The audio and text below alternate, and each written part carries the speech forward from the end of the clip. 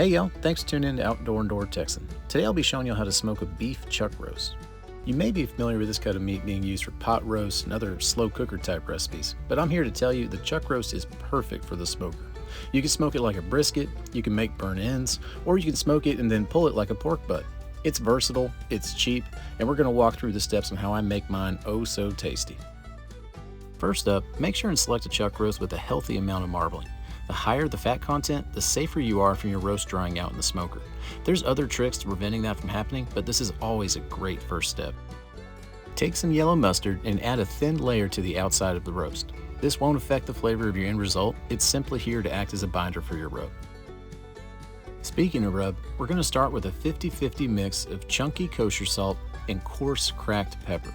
Everyone loves a good bark on beef barbecue, and the texture of your rub is critical to creating that crackly black outer bark. Make sure you use very coarse ingredients rather than finely ground salt and pepper.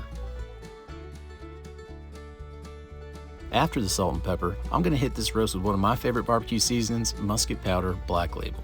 Now, the Black Label is a coffee-based rub that is absolutely fantastic on beef barbecue and wild game. It has an excellent balance of spices, it's low on salt, and it makes for a great all-around kick of flavor when smoking beef like this low and slow. If you're looking to get your hands on a bottle or two, make sure to head over to their website and use the code TEXAN10 at checkout for 10% off your entire order. After the rub, make sure and give the meat a chance to really absorb all that seasoning. Take a sheet of plastic wrap and tightly cover the entire roast. Then set in your fridge for a couple hours up to overnight. After letting your seasoning set, take it out of the fridge and leave your roast on the counter so it can come up to room temp while you go outside and get your smoker lit. Once your fire is lit and you're showing sweet blue smoke, let's head outside and get to smoking. I'm using my Big Green Egg today, but just about any smoker that can sit for long periods of time at 250 degrees Fahrenheit will work just fine. For my fellow Big Green Egg viewers, I'm smoking this roast indirect using a plate setter with its legs up, oriented where there's a single leg in the back. Also, as far as charcoal and wood goes, I'm simply using oak lump charcoal. You'll also notice that I'm using a water pan that I fill about halfway with water. Sure, this helps with moisture, but more importantly, the water acts as a heat sink, which really helps keep the temperature stabilized for longer cooks. Chuck roasts smoke very similarly to brisket. They'll encounter a stall just like brisket around that 160 degree internal temp mark. And if you're in a rush, you can wrap it foil or butcher paper to hurry it along. But since the total cook time is more than half of what it takes to smoke a brisket, I typically just let it ride until it hits my target temp. Once your roast is reading around 195 degrees internal, use a thermometer to probe your meat. You're looking for practically zero resistance when you stab it, and if everything is sliding in and out smooth, you're ready to take it off and head inside.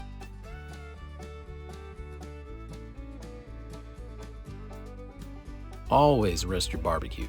Give it at the absolute minimum 30 minutes to sit on a counter, even if you have 20 friends peeking over your shoulder asking when they can dig in. If you want to really torture them though, add a couple dollops of my Jalapeno Compound Butter to the top of it. Now, let's all take a moment and appreciate this fantastic bark. Big shout out to Musket Powder Black Label for not only making this roast extra tasty, but also helping in forming this beautiful, crackly outer crust.